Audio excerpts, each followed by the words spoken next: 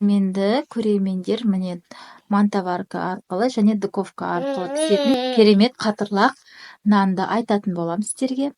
Өте керемет дәмді күтірлеп болып шығады. Ол үшін бізге тұз, шекер және кішкене дрожж, жылы су құйып араластырамыз. Жақсылап жұмсақ қамыр илейміз. Жұмыртқа сарысын қосып, жұмсақ етіп, қамыр илеп, ашытқыны дайындап, жылы жерге қойып қоямыз. Қамыр әдемі болып жұмсақ болып ашыған соң екі бөлікке бөліп, оны суалағып жасап қоямыз.